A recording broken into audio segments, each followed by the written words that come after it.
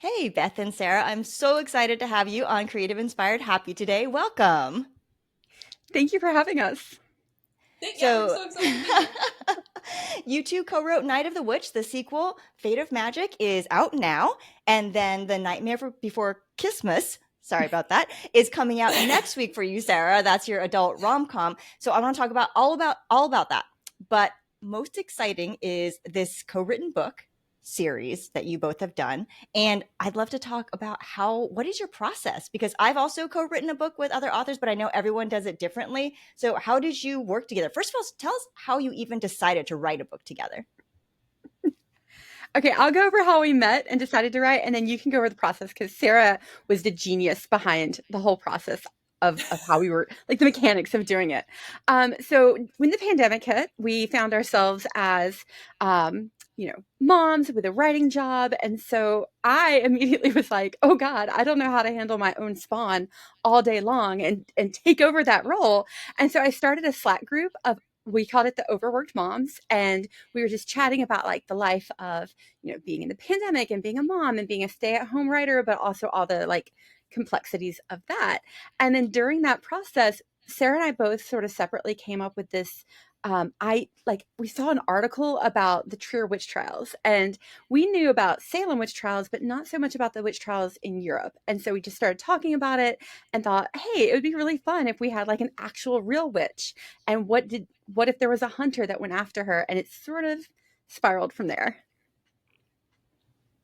Yeah, and then once we started, just like, oh, this is a serious idea. Like, maybe we should take it off the Slack group, like, not subject everybody to. We're like, oh, what about this? Oh, what about this? Oh, what? So we moved it to emails, and then we actually used a lot of Google Docs to collaborate, which made it like a little like plug for Google. It made it really easy to collaborate because we could have the document open and we could both be working in it at the same time. We did a lot of Google Docs and Google spreadsheets, just trying to like plan it out. And yeah, and it came to, we were kind of surprised. I feel like we're still surprised about how easily it comes together. That like we just like we even when we hit moments of like disagreeing about things, like we really quickly are able to figure out like, which path it's supposed to go in. And yeah, that's been great to work with from the very beginning. It's been lovely. So The did only you downside is wait that out now like when I'm, oh, oh go ahead. No, I was gonna I was ask like gonna say the only if downside you is ran that into you go, you go. It's amazing. I was just gonna say that the only downside is that by the time I'm working on like my own solo projects, there'll be times when I get stuck and I'm like, I need Sarah, and then I'm like, wait, Sarah doesn't know this book, and I'm just like I bereft and I don't know know. what to I'm do.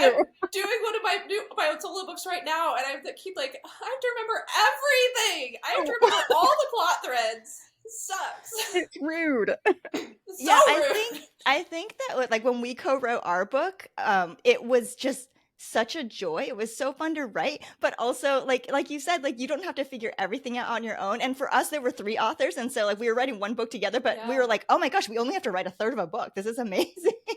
Yeah. So Yeah. did you It's each so take a nice to different character? 50% of the work. Yeah.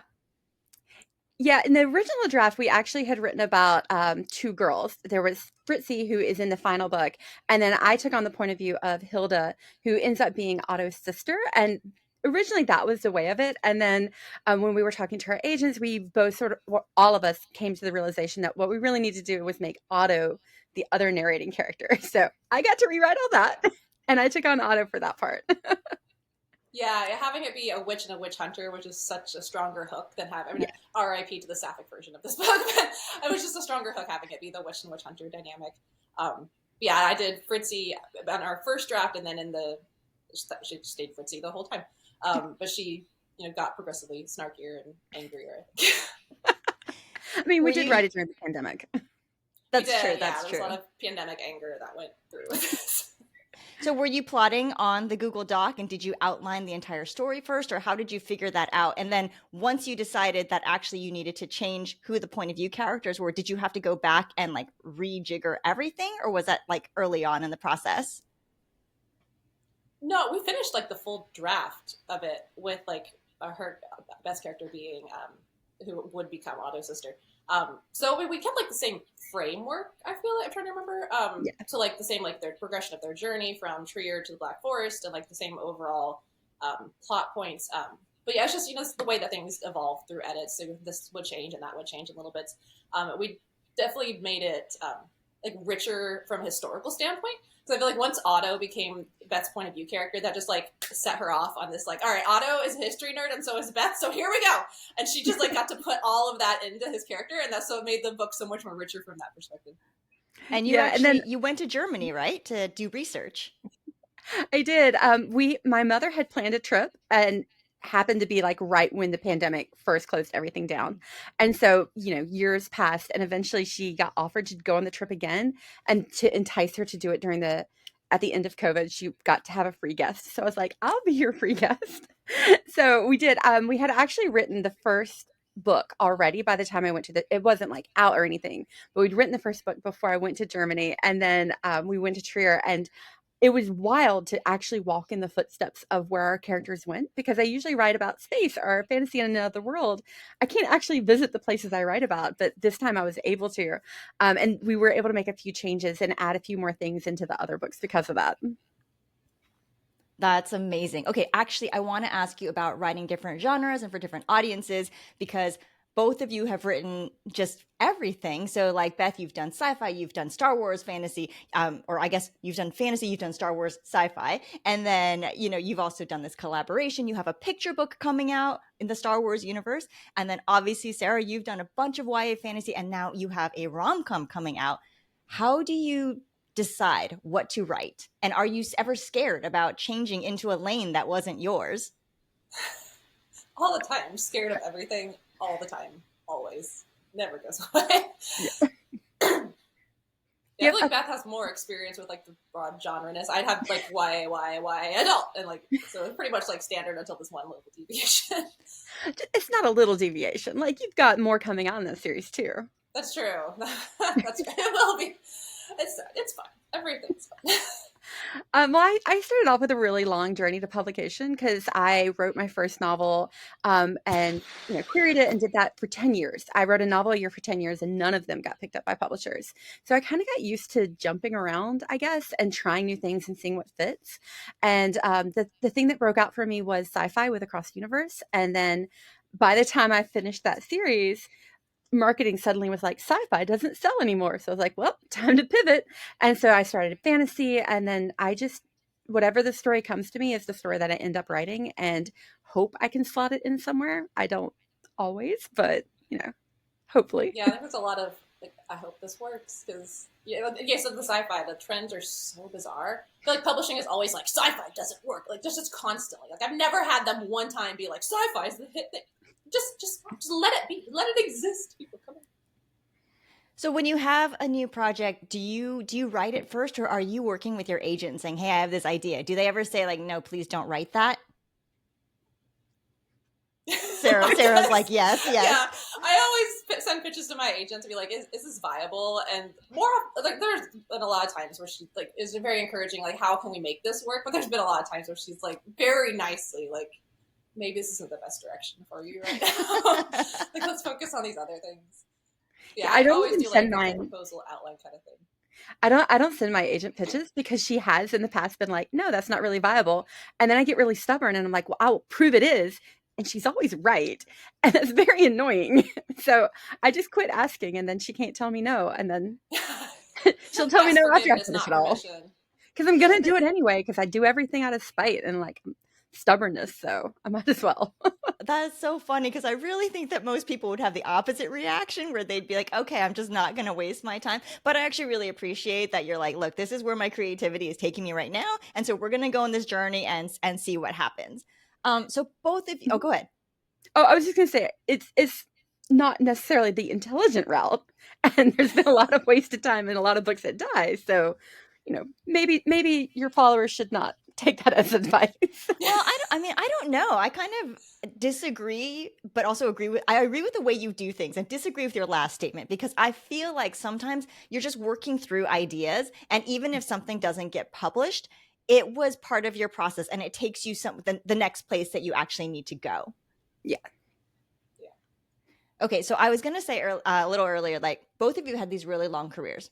And I have been talking with some aspiring writers, because I feel like there's this hope that you sell a book, to a publisher, and they publish it, and like you're instantly famous and everything is set like from then on. And I want this to be an encouraging podcast, but at the same time I want to be really realistic, right? Because like we've all been around publishing for a long time. Sarah, I want to say, both of you, were you 2014? Was that when your debuts came out?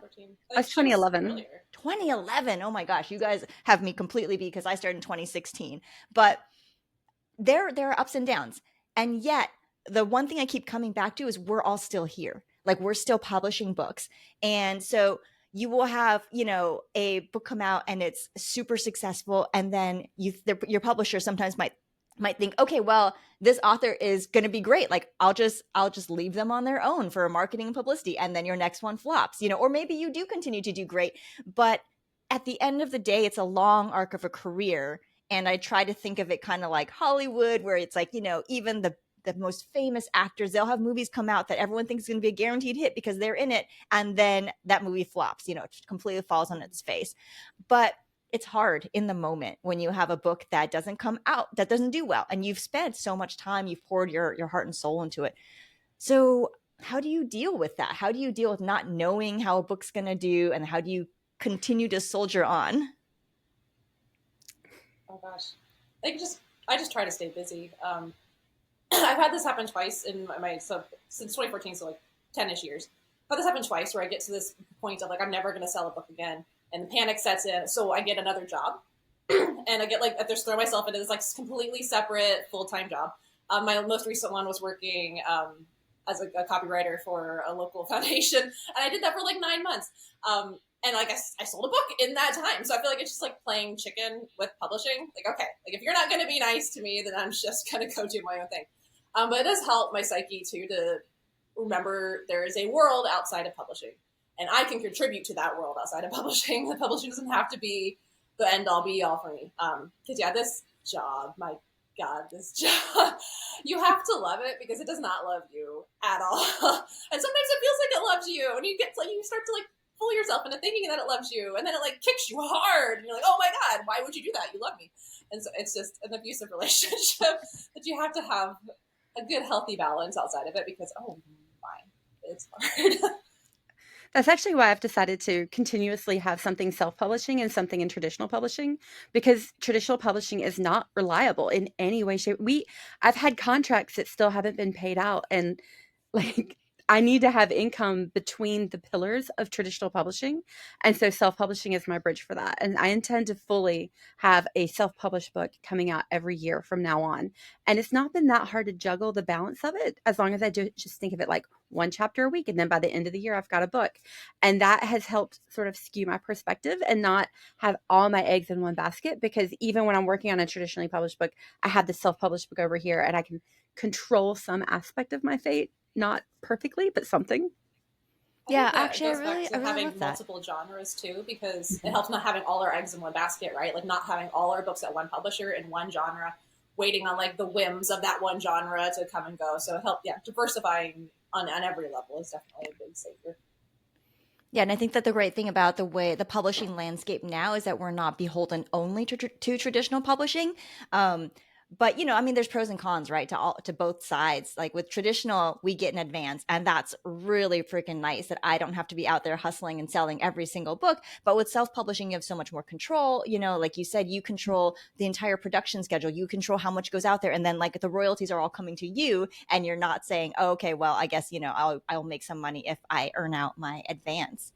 But Yeah. you both of you also like I think this is so wise to have a career that isn't focused just on the identity of being a novelist.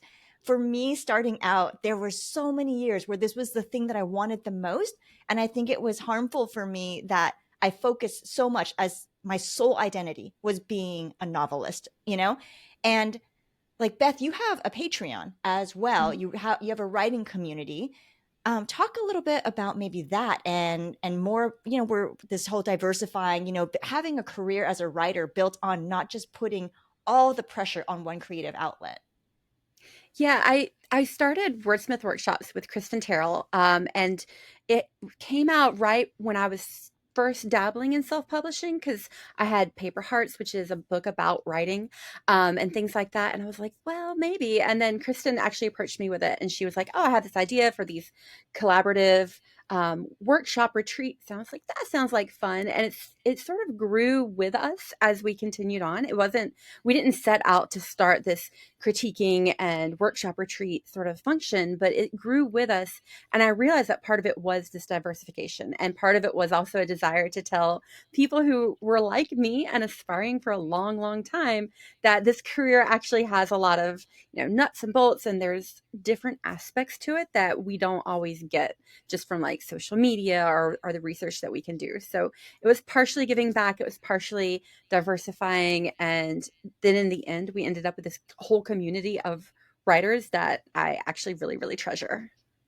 I love that. And by the way, I think one of your community members, Hallie Bertling, she's also in Creative Inspired Happy. She said to please say hi. And she's so happy that both of you are killing it with Night of the Witch, and she's excited for The Fate of Magic.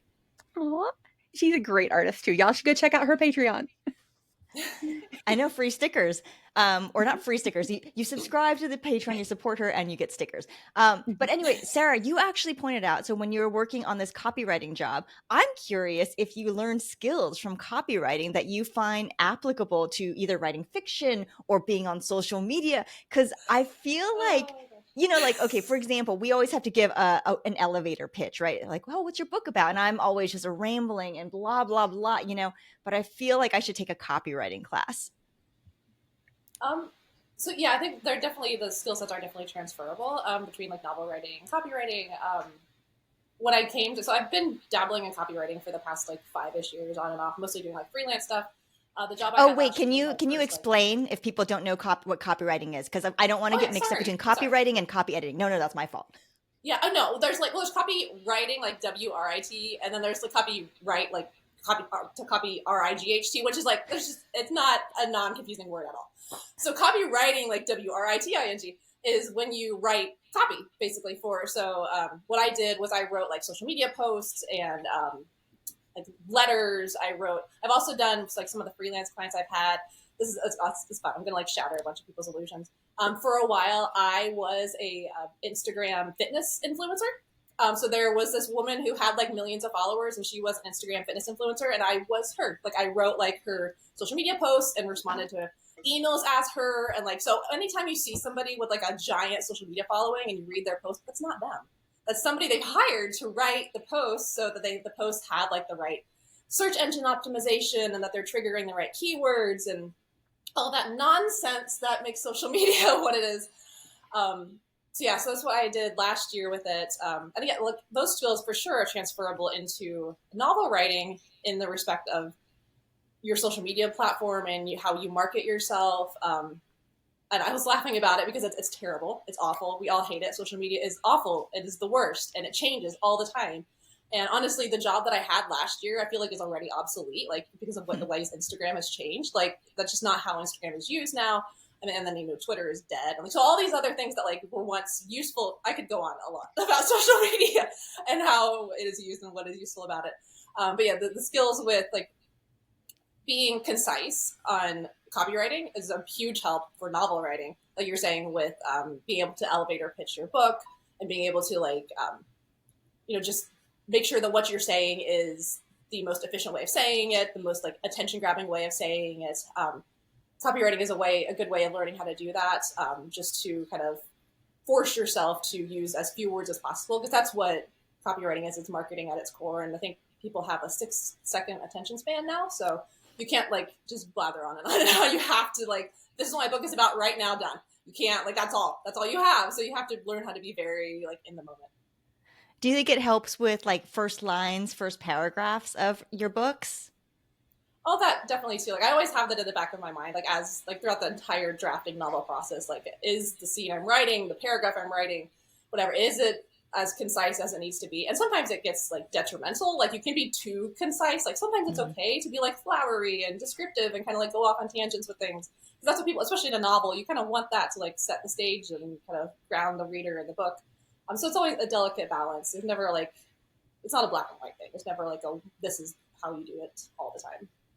That makes sense. And I also think that depending on the genre or the audience that you're writing for, the pacing matters differently. So, like right now, I'm Yeah. reading something that was a book that was chosen for one of the celebrity book clubs. And I noticed that it's so much slower in terms of pacing than like a YA novel, which tends to be like Mhm. fast, fast, fast.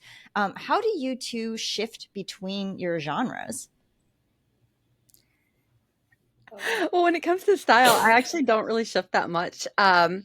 I I had Full Speed to a Crash Landing come out. It's my first adult like science fiction that came out, and I wrote it the same way that I would have written any of my YA novels. Like it's got the fast paced, it's clippy, it moves right along, and the only thing that I really aged up, so to speak, was sort of the language and some of the scenes. Like they get a little bit more emotional, a little more physical, but also it was just a matter of like different stakes for them, and it wasn't a matter of changing my style. It was a matter of changing what the story was because it fit in an adult sphere better. So I just keep writing my same style. Yeah, yeah, 100% with that. Like the style, 'cause I like the fast pace, so I don't think I'd ever be able to write a slower book just because I'd get bored. But yeah, the language definitely changed. Like in Nightmare Before Christmas, I just shouldn't do this. I read some of the early reviews that have come in, and somebody pointed out like I forget the exact number, but I used the word fuck like an insane amount of times. And then like somebody pointed it out, and I was like, "Oh my god, I did!" But it was my first adult book, and I got to say it, and it was so exciting. So I went crazy with it because I got to say it. I've now since like reined myself in with like the sequel and stuff, but like yeah, that was very exciting. I actually apologize to my mother for how many times I used the word fuck in my novella.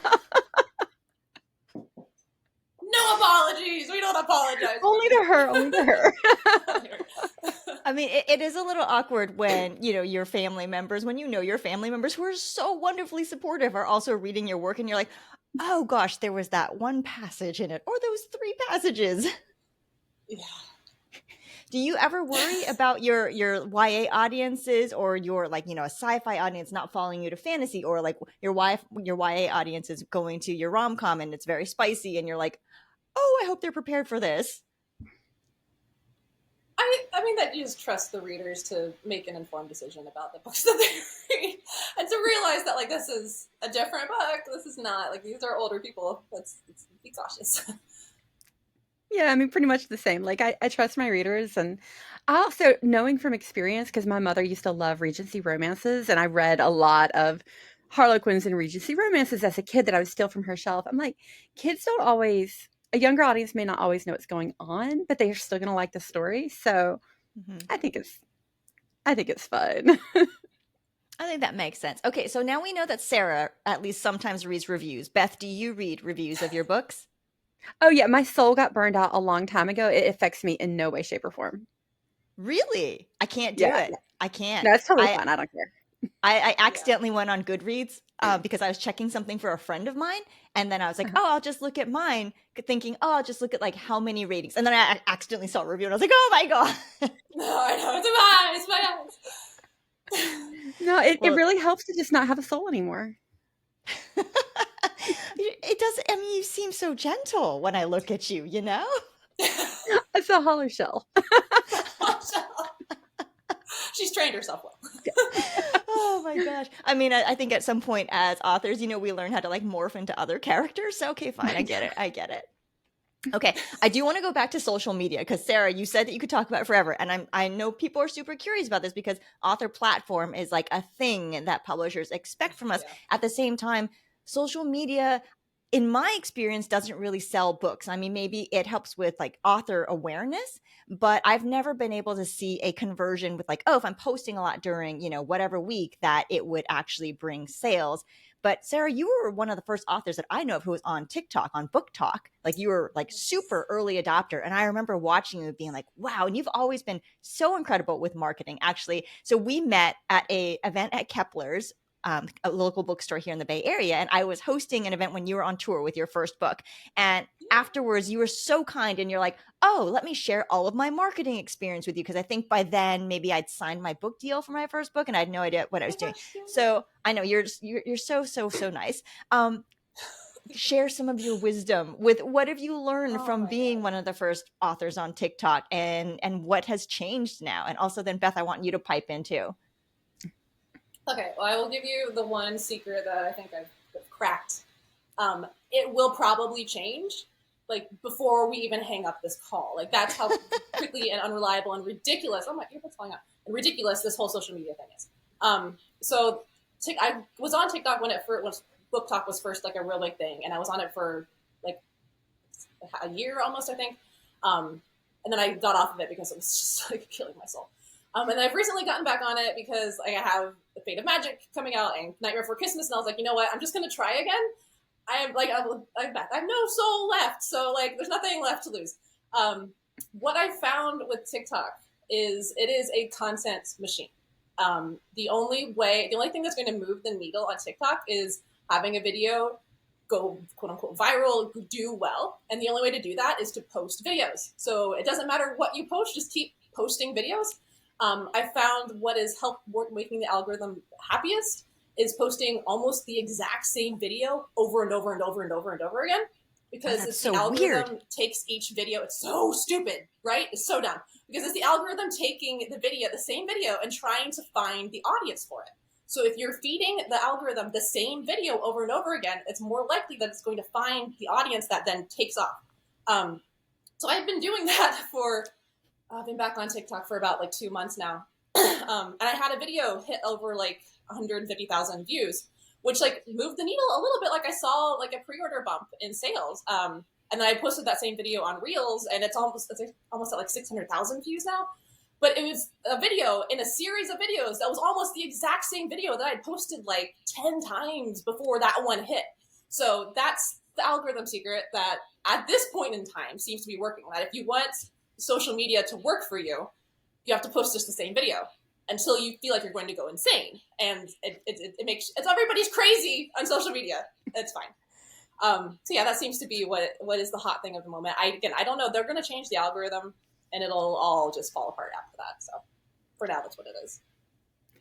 Yeah, I did an experiment tracking with because you can track your sales better with Self Pub. So I did an experiment of doing a lot of posts and seeing like how much I could actually sell. And I've replicated this multiple times with different books and different times and different social media platforms.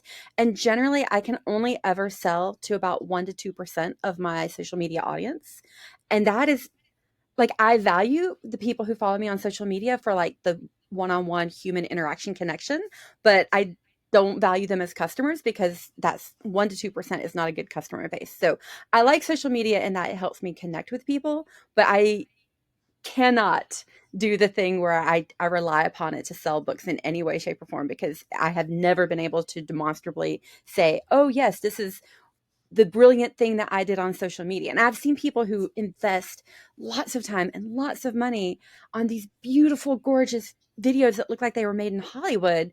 And I just don't have the time or money to even attempt to implement that. And I don't know if it ever actually benefited those people as well. So I just look at social media as a way to connect with people and to have like the human connection. And then every once in a while, about like a month before a book comes out, I get super into it and I try to do all the algorithmic stuff. And I'm like, I can make this work.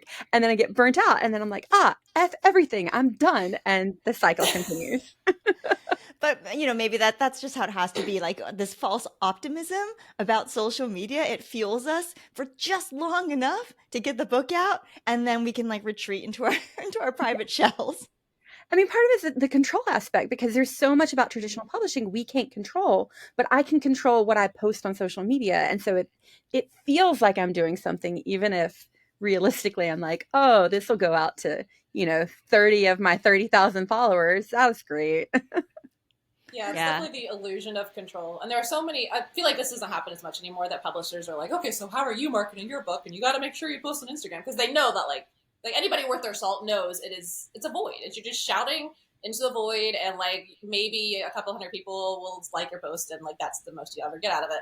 So I really haven't heard too much of publishers like making authors do social media anymore. I feel like because everybody has accepted the fact that it's relatively pointless if you're Yeah. trying to sell books. But if you're trying to like engage with people, or just like hey, I'm going on tour and these are the events that I'm going to be at, like information, then that's great. Like that's absolutely what it should be used for.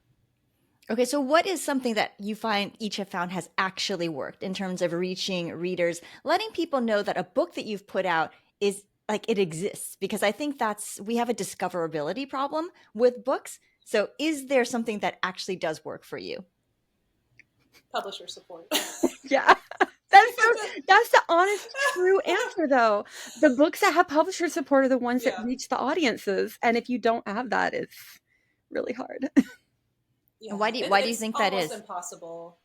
Because we just don't have the reach or the resources or like the contacts to get books where they need to go with like librarians and booksellers and indie booksellers and like all the people who need to be involved for a book to do well. Like, we don't have those contacts. We just write the book and we're not supposed to. Like, we're just the author.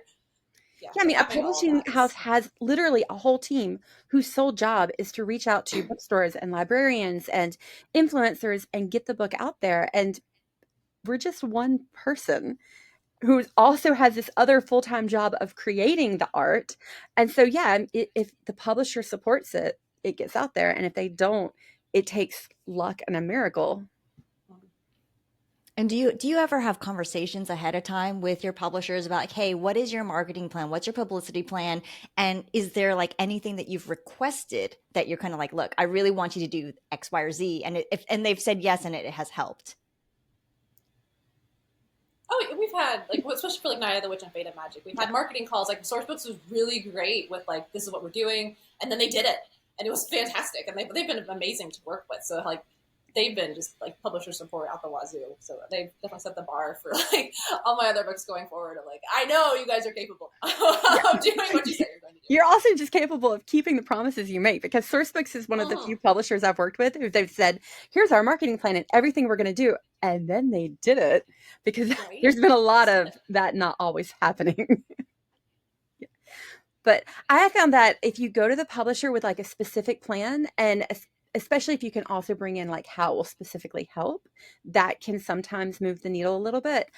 With Across the Universe, that was when people were starting to like have weather balloons go up into space, and you can see like the curvature of Earth. So I pitched that they send the book into space, and then they did, and that was really, really cool. And I linked it to like, pre-orders for the second book or something like that, and that worked out really well. With more recently with Full Speed, I had this plan to get the Space Dunk Oreos and mail them to booksellers with the ARC and be like, here's my book and here's some cookies, please like me and support me. And when I pitched that to my publisher, they were like, oh yeah, that's a good idea, we'll help you. And they sent me like a certain number of ARCs and the list and the research of which bookstores to send it to. So if you go in with a plan, sometimes in like a targeted approach, it can help, but sometimes not. Yeah, and having ideas like that are out of the box ideas, I feel like the publishers are really receptive to, because a lot of times like they do the same thing for like every book. They have like a pretty standard setup. So when you have something that's like, oh, this would be really cool and it's feasible, like, yeah, let's do it, let's try it. They're willing to do things. They want the book to succeed too. That's true. That's true. And then Beth, on the self-publishing side, since you don't have those connections to the librarians and booksellers, is your approach different? And is it really just kind of like you have to think about it like this is going to a different kind of audience than like the traditionally published books would go to? Oh yeah, absolutely. Like my marketing plans for TradPub is totally different from my marketing plans for SelfPub. So in TradPub, it's all about, to me, it's about the one-on-one interaction. It's planting seeds with booksellers and librarians and having that sort of connection, because that audience also is going to be probably buying a book at full price in a hardcover or print form. Like that's where that audience tends to buy. But the indie audience much more often is going to buy a cheap ebook. And so that whole marketing shifts. And now I'm doing like ebook sales with BookBub or Facebook ads, pointing them to KU and things like that, specifically because they're two different audiences who want two different things. That makes a lot of sense. Okay, to wrap it up, we have a question from our creative, inspired, happy community. This one's from Trista. And she says, both of you have had really beautiful book covers. Do you have one that is a favorite? And then my question is, and you don't have to answer if you don't want to, is have you ever had one that you hated? Or if you don't want to share one, what do you do if a publisher comes with you with a cover that you hate? But first, let's do favorites so you have a little more time to think about the hate. Well, I mean, the color scheme that they did for Night of the Witch and Fate, like that's fantastic. I love like the bright neon green and the bright neon pink. Like, I think they're so eye catching, and like the spine of we get at Night of the Witch and Fate, like it's that same bright color. I mean, that color scheme is just, I love it. I just salivate every time. Yeah, I think Night of the Witch might actually be my favorite cover because I also really like the triple moons, and Yeah. like the colors are good, and there's gold highlights, and just the iconicness of it. Like I actually really, really, really love it. Yeah. And then my other It's favorite so cover is one that got scrapped. It was for Across the Universe, and they did a whole mock-up of it, and then they're like, I love it. I fell in love with it instantly, and then they were like, well, that's not the one we're going to go with. So I was Oh like, oh, no.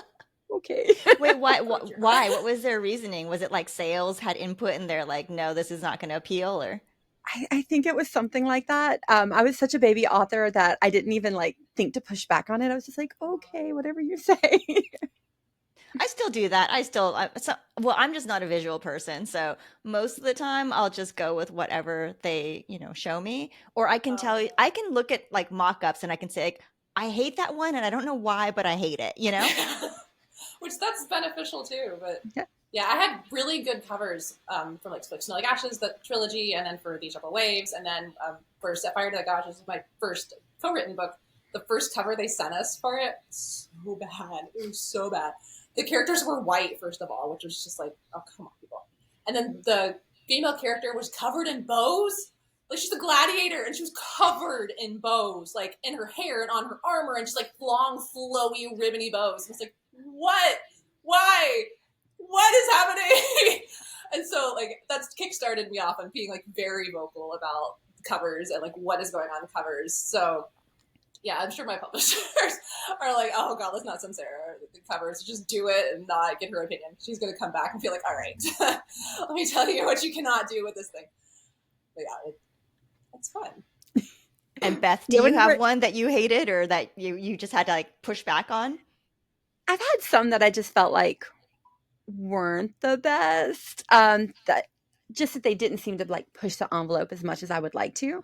But whenever I do, I've had some that I have like viscerally hated. And it's always helped me to go back with, this is why it's not marketable. And that's been like my angle to be like, that is my Southern white girl speech for, oh my God, I hate everything about it. Bless your heart, this sucks. Bless your heart. It was like But instead, I'm just like, I don't think it's quite marketable for our target audience. And then it works. Yeah, you have to be diplomatic about it for sure. Yeah. I love that. Very, very smart to approach it in a way, that they might understand, right? To like align your incentives.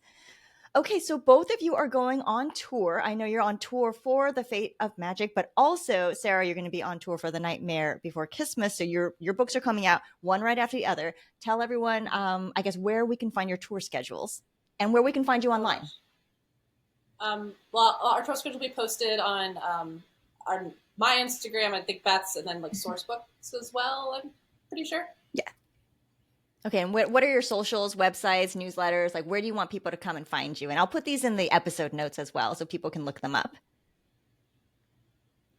Yeah, I'm at sararaashbooks.com, Sarah_Raasch on Instagram and TikTok, I think it's the same one. I'm at BethRevis.com and Beth Revis on pretty much all my social medias.